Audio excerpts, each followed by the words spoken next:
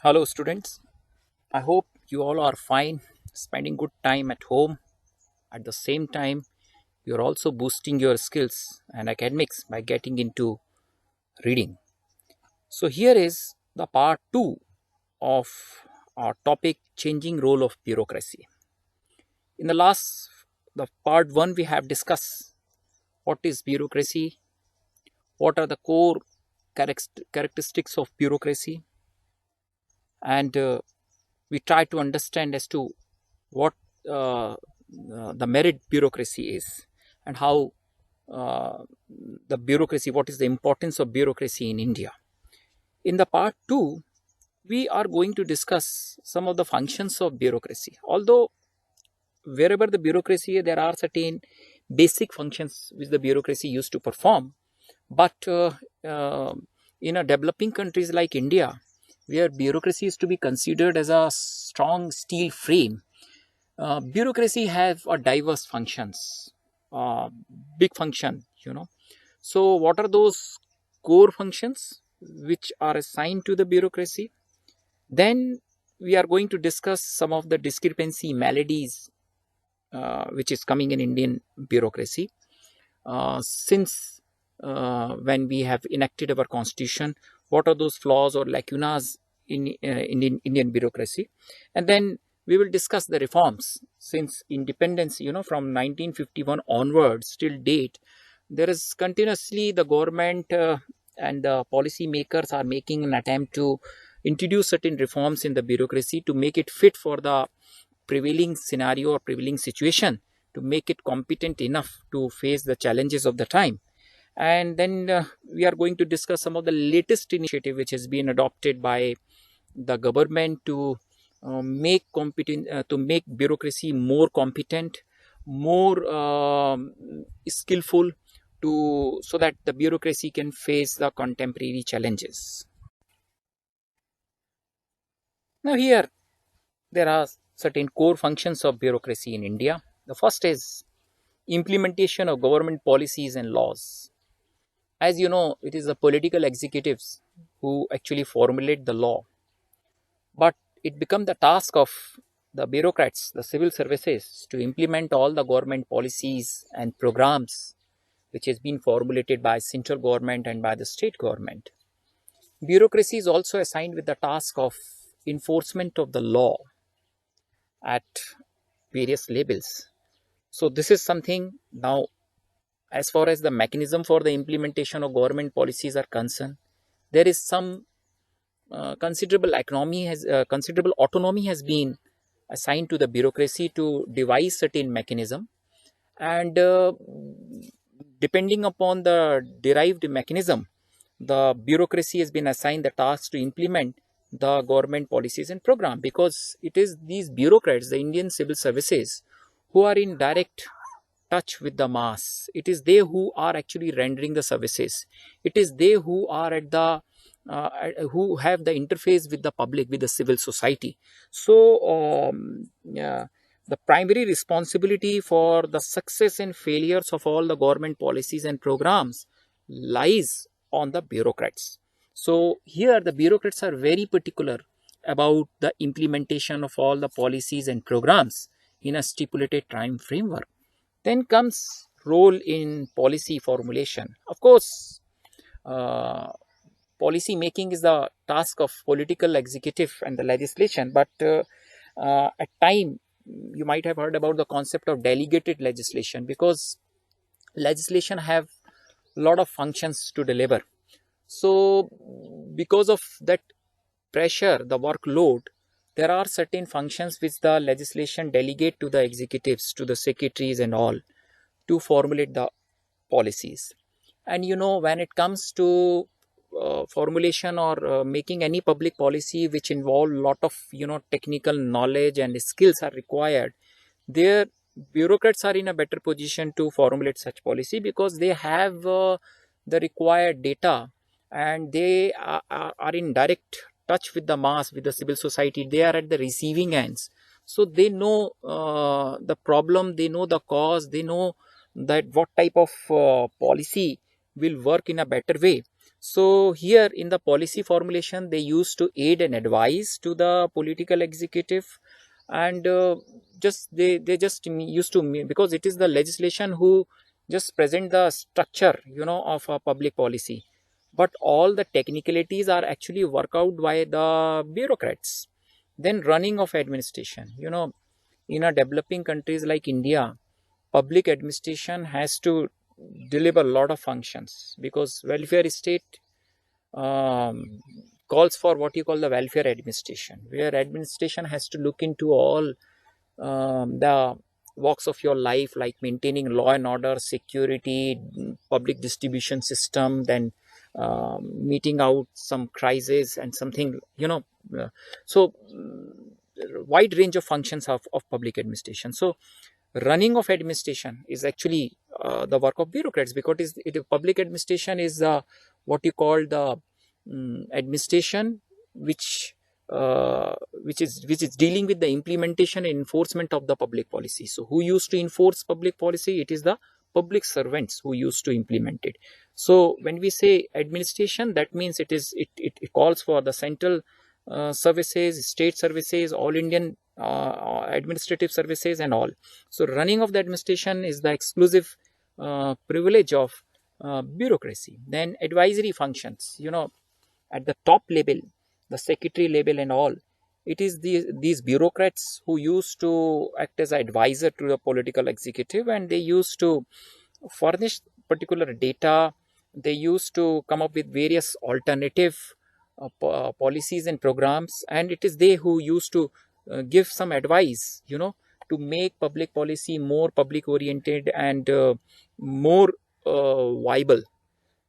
Then uh, role in legislative work. So because lawmaking is a very hectic process, it was a very exhaustive process. So here also the bureaucrats used to play a very important role. About the cabinet secretary, the office of cabinet secretary is assigned with the task of laying down all the programs, schedule of the legislation. So there are a lot of, the way the legislative committee used to work.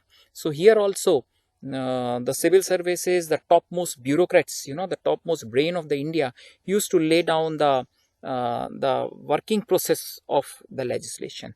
Then collection of taxes and disbursement of financial benefits. Yes, of course, bureaucrats are, as you know, in the British time, the bureaucracy, the primary cause or the primary function of bureaucrats or Indian civil services is the maintenance of law and order and collection of taxes. Still, the bulk task of the bureaucrats is the collection of taxes and disbursement of financial benefits. That means all those policies and programs which are met for which are required for the downtrodden section of the society. So all those benefits has to reach to the needy, to the those who are in the dire need of those benefits. So it becomes the responsibility of the bureaucrat to make such justified and equitable disbursement. So like for example, the disbursement of the scholarships, this is the task of the district administration, and district administration has to look into that all the scholarship schemes, whatever amount has been stipulated by the government, should reach to the applicants, to the beneficiaries. Then record keeping, of course, the keeping of land record, keeping of the other record of the district and all. So because they have to keep the record, so that anytime if some question has been raised on their functioning, so they should have this written record which can be called by the courts also. So record keeping is again the core function of Indian bureaucracy, because from starting from the patwari level to the revenue officer to the nayab tehsildar and tehsildar, you see at each level the records matter a lot, because it is the record which is the authentic source, of their functioning, and it is these records which at time act as a proof, or which impart transparency in the bureaucracy. Then role in public relations. Public relation, that means, as you know, that bureaucrats are basically concerned with fulfilling the needs, demand, and the problems of the civil society. And at the same time, the bureaucrats or in Indian civil services is also been assigned with the task to make the people aware about the functioning of the various departments, and whatever the public schemes or public policies are there, for whom they are meant, what are the eligibility criteria, what is the process to avail the benefits of such schemes. So maintaining the public relation, because now you see in a government department there is a post for called the public relation officer. So public relation officer is because the various stakeholders like the civil society, the NGOs, the common citizens and all, so they have to maintain that public relation. They have to highlight the functions or the provisions of the public policies and programs. And at the same time, this public relation also help in locating the grievance which the civil society is having, and also to devise certain mechanism to redress those grievances.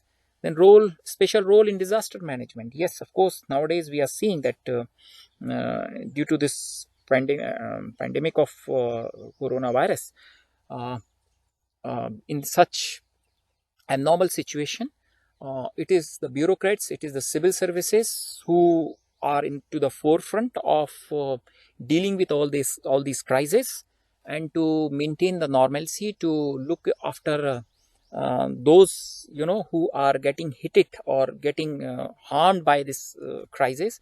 So special role, and at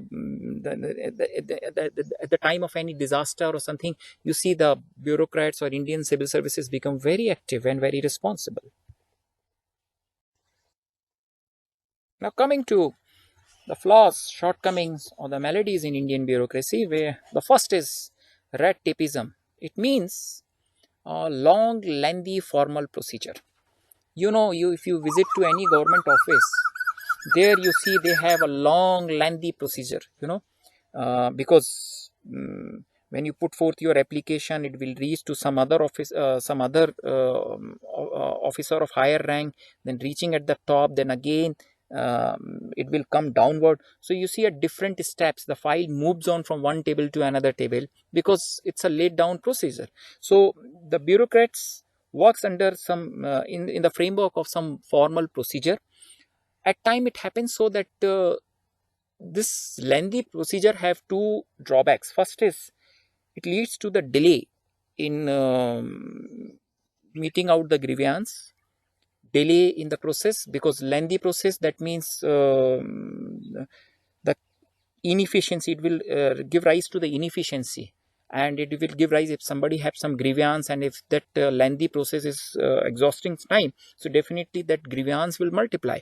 And secondly, more lengthy the procedure is, more will it will give the opportunity, or more it will be prone for the corruptions, because delaying of the file, moving the file from one table to another table.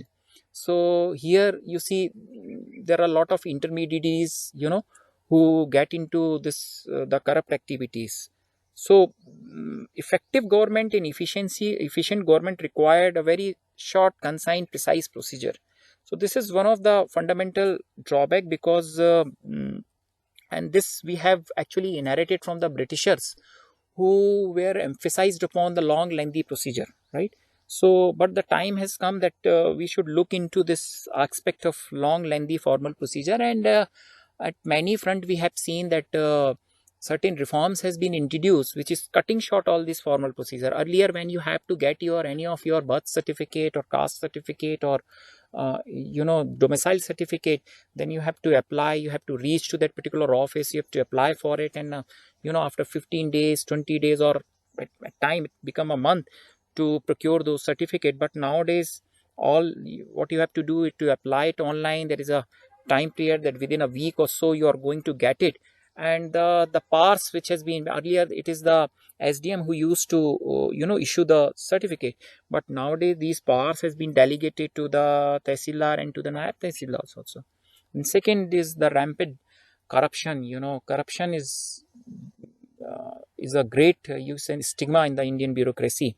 Corruption at all level, from starting from the lower level of bureaucrats, to the topmost bureaucrats. And we have seen certain scams where the top bureaucrats of India is found guilty of indulging into the corruption activities. So all these big scams, if you look there, you see, although it is not because it is just because of the support of the bureaucrat that these scams are possible. So corruption is a great cause, it's a great malady, because and it has to be curbed. And for in order to curb or to ameliorate this particular problem, lot of steps has been taken by the different government to rectify this problem of corruption. Then lack of adequate transparency and accountable procedure. Adequate transparency, that means whatever the public servant is doing, for whom he is doing, the public must know. But we have seen, if you just before 2005, when this RTI Act was not implemented, all the public activities or the activities of the bureaucrats, there is no transparency at all. So because they are not bound to communicate or to tell about what they are doing, how they are doing. But it is the implementation of RTI Act in 2005 which impart transparency in the functioning of the bureaucracy and accountable procedure. Because if you are not, if there are no provisions for the transparency, definitely the accountability, the accountable procedure, that will also get harm. So for as bureaucrats are the public servant, for all acts of omission and commission they are responsible to the public.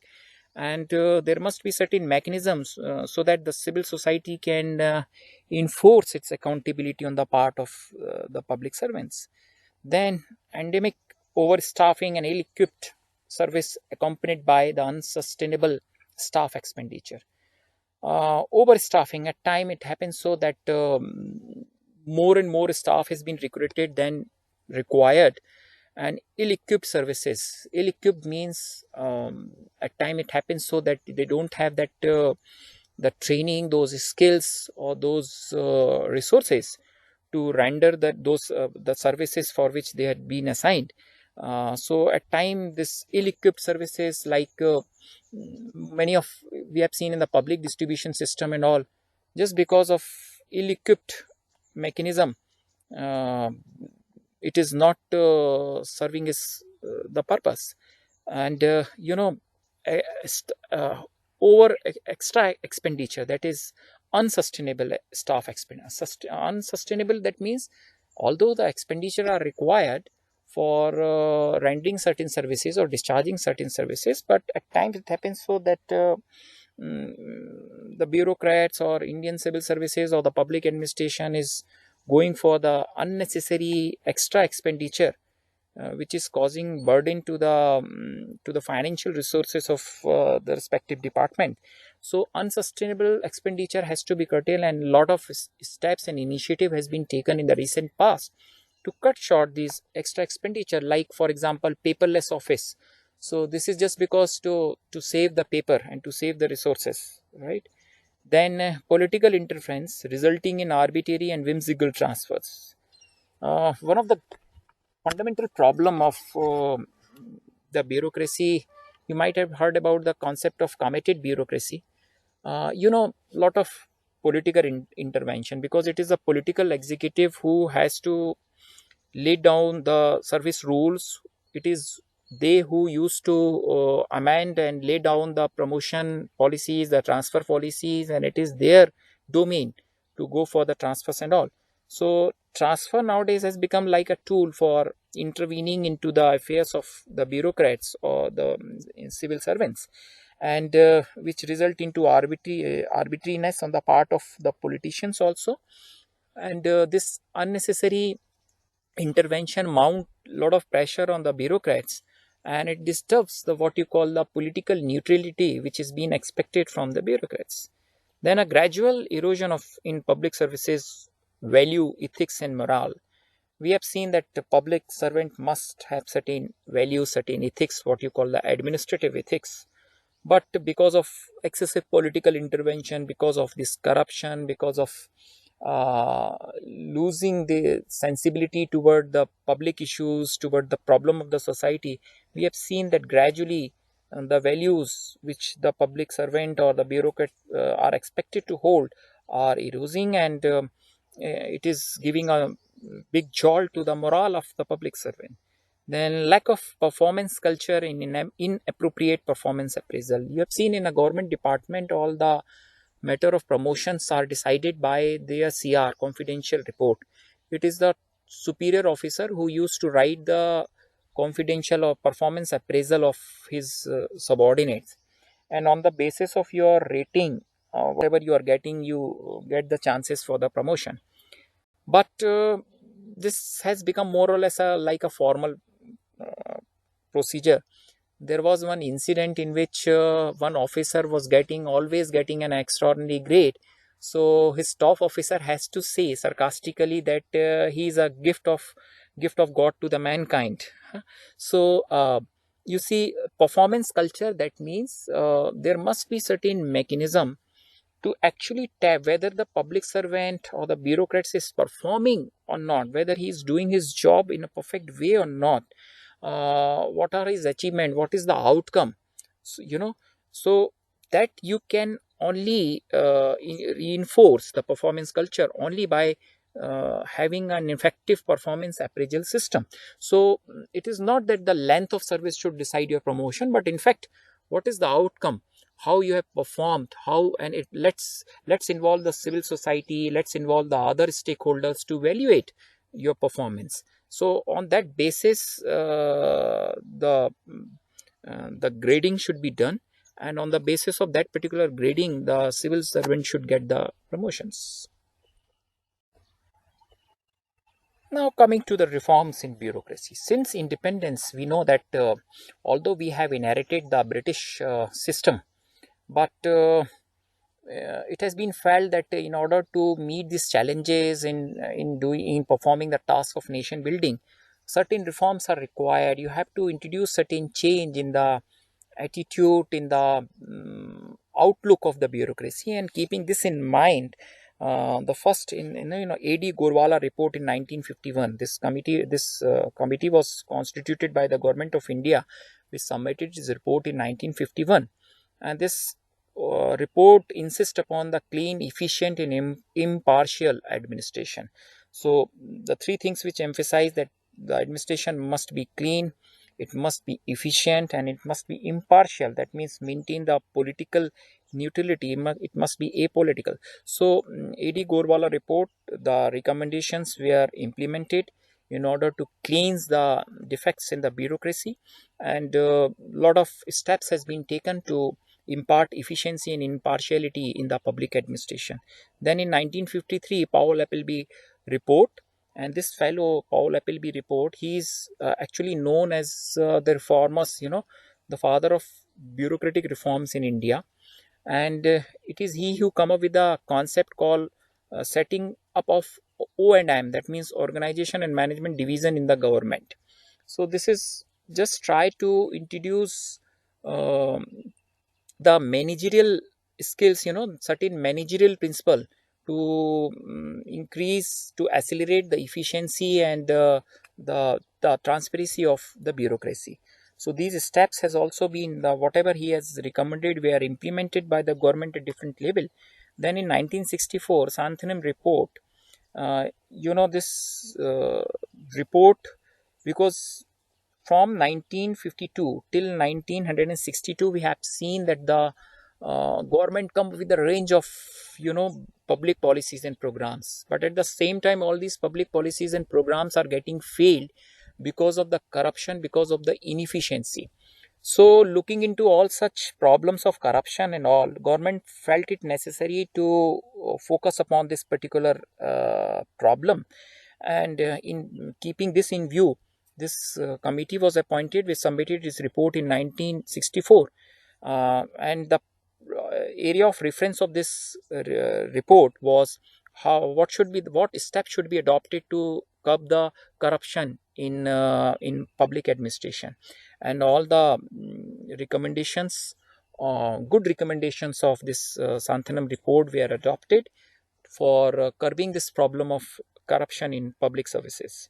Then in 1966, the first Administrative Reform Commission, it's a big body which has been appointed, big committee which has been appointed, and a lot of uh, area of references has been assigned to work upon to this particular commission. And this commission worked it's a this commission worked like just like a getting into some type of research, different areas, what are they used to diagnose the problem, then they try to collect the data, then they come up with certain alternative, and after compiling all the alternative they come up with certain viable suggestions or the recommendation. Primarily, if you look into the recommendation of the first Administrative Reform Commission of 1966, it emphasizes on neutrality, because this neutrality part is getting eroded in the functioning of the bureaucracy. Impartiality, again, it has been emphasized, because A.D. Gorwala Report have also emphasized, but those steps which has been introduced by the government were ineffective in order to impart impartiality in the public administration. And anonymity, that means the public servant or the bureaucracy must work in an objective manner, they should not be subjective. Then you see that although most of the reforms of first Administrative Reform Commissions were implemented at the national level and also at the state level, but the problems, but what has been expected that this is going to cure the maladies of bureaucracy, it doesn't happen so. And in you have seen that in 1991, with the liberalization of Indian economy, the functions and the work of bureaucrats change like anything. They have new challenges, the society changed, the people have different demands, different nature of grievance. So in order to make attuned with this particular thing, necessity was felt that there must be some new Administrative Reform Commission has to be appointed to look into the areas to how to make the bureaucracy competent enough to face the contemporary challenges. With this in viewpoint, second Administrative Reform Commission was appointed in 2005, and it gives a detailed blueprint of revamping the public administration system. The recommendations of second Administrative Reform Commission come in the form of 20 reports. So exclusively, they like the first report discussing upon the right to information, because in 2005 right to information were implemented.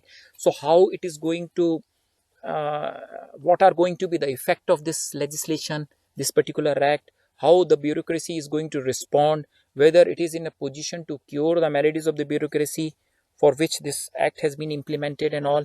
So 20 different areas has been carved out, and this second Administrative Reform Commission, actually the recommendations are very exhaustive, very intensive, and very extensive in their scope.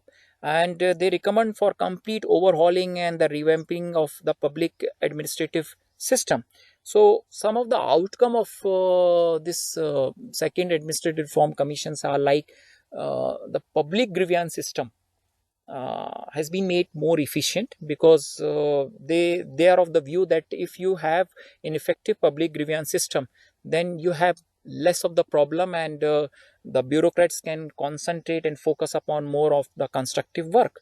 So lot of good recommendations and suggestions were adopted, but we have seen that although the it improved the level of bureaucracy. These recommendations were in position to cure certain problems of the bureaucracy, but at the same time, uh, the functions of the bureaucracy, the workload of the bureaucracy were also increasing. New challenges were coming. So now the challenges are not internal, but there are certain external challenges also, because of some expansion of foreign trade and commerce. So bureaucracy have to be abreast with all the policies and programs related to running of the foreign services and all. So in order to meet these challenges, and you have seen the way the social movement, protest, agitations which were growing, which is causing a serious threat to the law and order situation.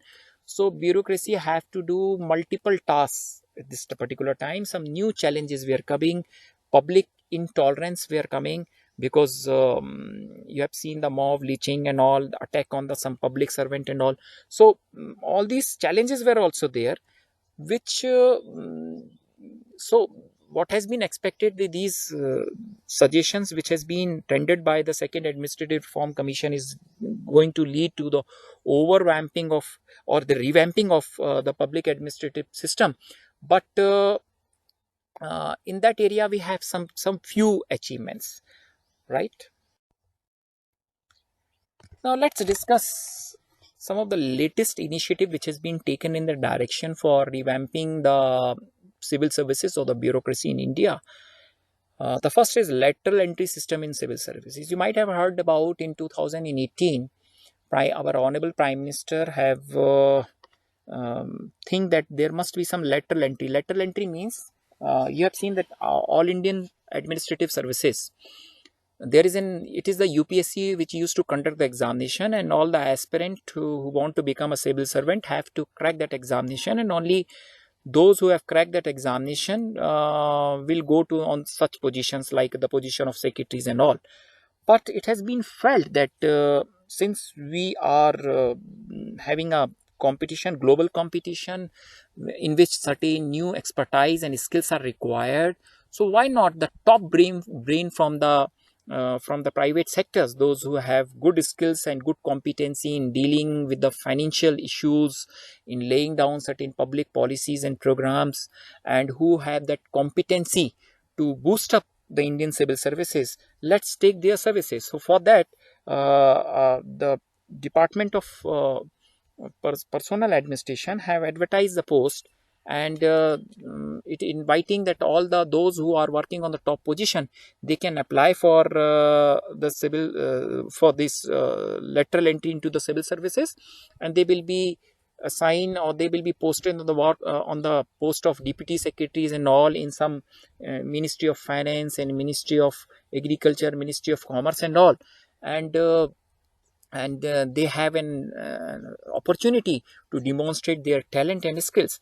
So that system was going on, and that lateral entry, that means give an opportunity to the private sector, to those efficient person, to those skills and competency, or those top brains who are working in the private sector. So that's a good initiative which has been taken by the government to expand the scope of civil services and to make it more what you called more, to impart more diversity in the functioning of the civil services.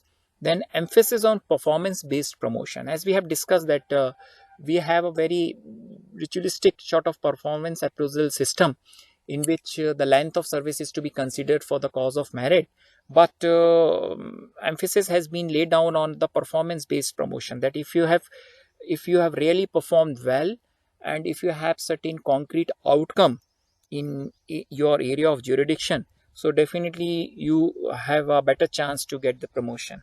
Then e-offices, you might have heard about, that is e-filing and all. It's just like a paperless offices.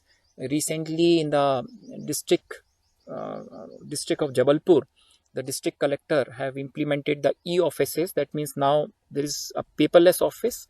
There is going to be all the functioning of the offices are being computerized. Then reforms in recruitment process and the schemes of civil services. You have seen that UPSC for recruiting the civil services constantly from very big, Kotari committee and Alag committee reports and all, they time to time they come up with certain suggestions, making certain change in the pattern of examination and the syllabus, so that those civil servants who are cracking the examination must have those skills. Their knowledge must be effective enough and it must be supportive to discharge their duties, to deliver their function in a better way. So time to time you have seen that recruitment process has been changed, introducing some new papers, some compulsory papers, and scheme of examination, the age limits and all. It is just to to have the efficient civil servants in India.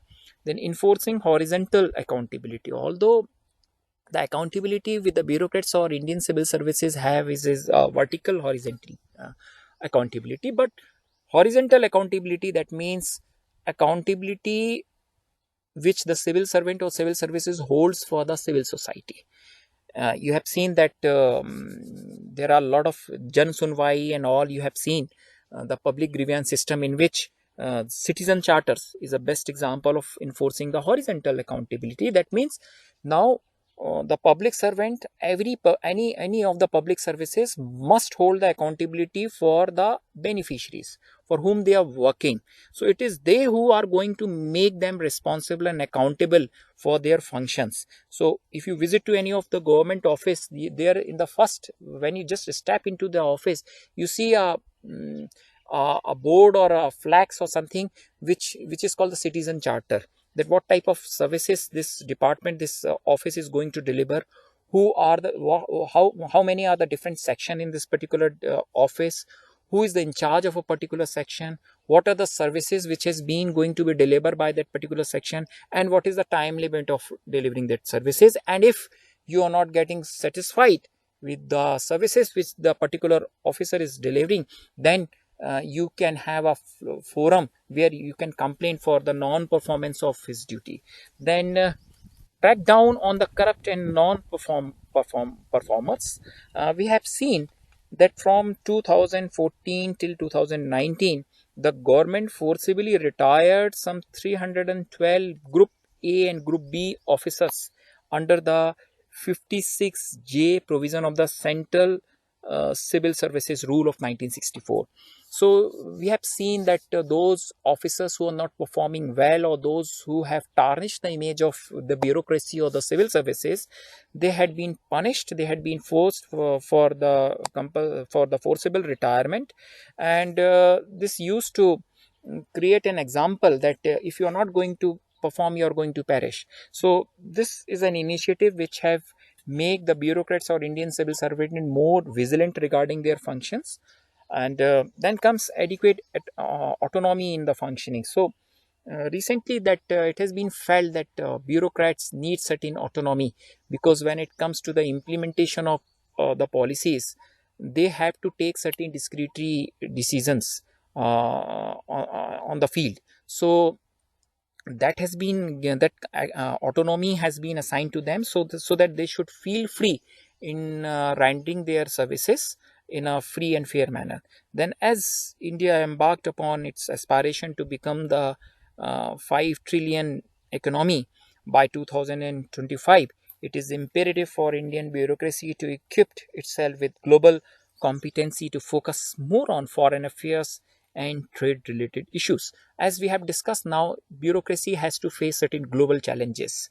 Now foreign services, the foreign trade and all these things, the investment, foreign direct investment and all these things, you need certain global competencies, certain global skills. So a lot of emphasis has been paid on the training part of the bureaucrats, so that they should acquire those skills which are required to meet all these global challenges. And now the focus area of the bureaucrats or the policymaker is more to emphasize upon having some good relations with the other countries, the business relations, the trade ties, how to execute the trade treaties, the trade agreements and all, to serve the national interest of the India. So these are some of the latest initiative, but still we feel that a lot of things has to be required. There is ample scope for some initiative or some reforms of certain ideas to revamp and replenish our bureaucracy. Thank you so much.